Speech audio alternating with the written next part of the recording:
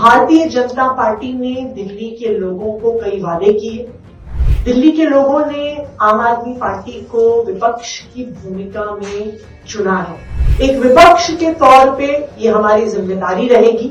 मजबूत विपक्ष क्या होता है, जनता की आवाज असेंबली के अंदर कैसे उठाता है, ये आम आदमी पार्टी पूरी तरह से इस जिम्मेदारी को निभाएगी।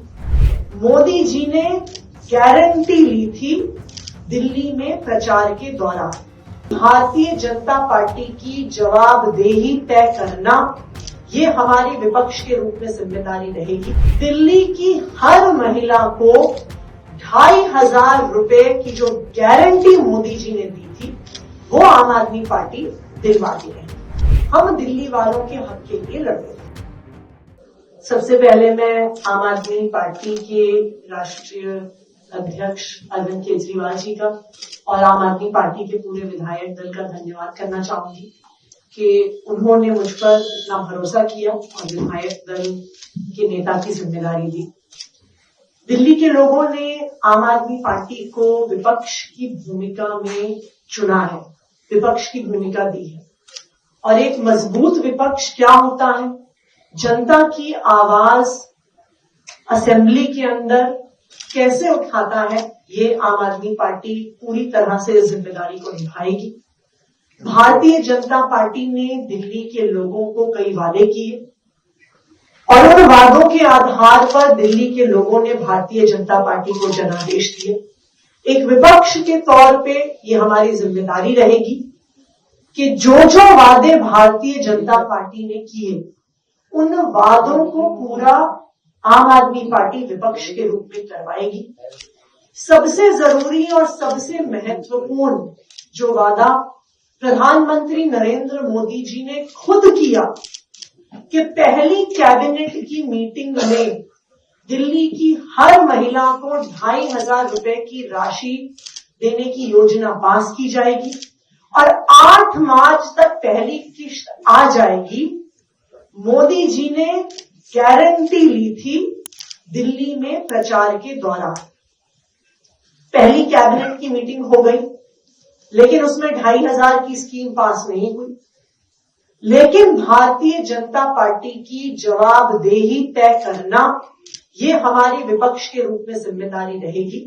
और हम दिल्ली वालों को, दिल्ली की महिलाओं को ये वादा करते हैं कि भारतीय जनता पार्टी से, रेखा गुप्ता जी की सरकार से दिल्ली की हर महिला को 2,500 रुपए की जो गारंटी मोदी जी ने दी थी वो आम आदमी पार्टी दिलवाती रहेगी।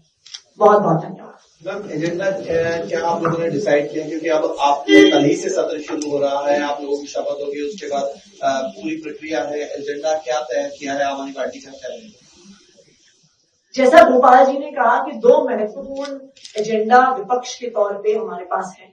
सबसे पहले भारतीय जनता पार्टी ने जो वादे किए हैं उन वादों को पूरा करवाना, जिसमें प्रमुख है 2,500 रुपए प्रति माह दिल्ली की हर महिला को देने की जो मोदी जी ने गारंटी ली है, ये हमारे एजेंडा में सबसे ऊपर रहेगा।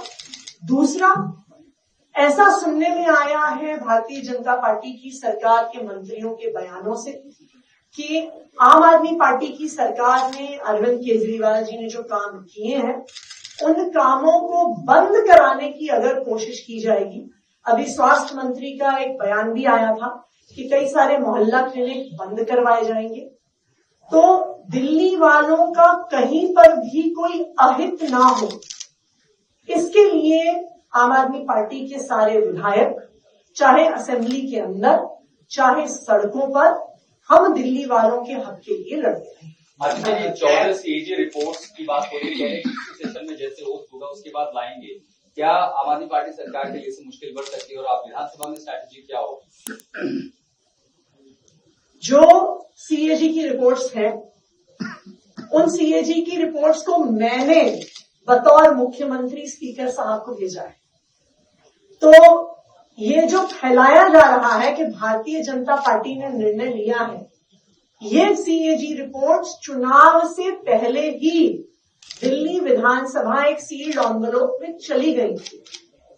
ये सीएजी रिपोर्ट्स पहले हाउस में प्रस्तुत होनी ही थी।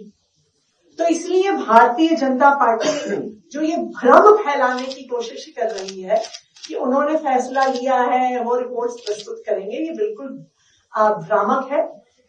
सीएजी रिपोर्ट्स मैंने ही दिल्ली विधानसभा में भेजी है और बिल्कुल हम ये चाहेंगे कि जो भी मसला है, जो भी ये सीएजी रिपोर्ट्स में है, जो भ्रम फैलाया जा रहा है, वो बिल्कुल दिल्ली के लोगों के सामने आए। वजह क्या रही कि पहले आपके सरकार के दौरान ये सीएजी की रिपोर्ट पेश नहीं हो पाई? वो तो एक रूटीन प्रोसीजर है, वो अलग अलग समय पे सीएजी की रिपोर्ट स्पीकर को भेजी जाती है।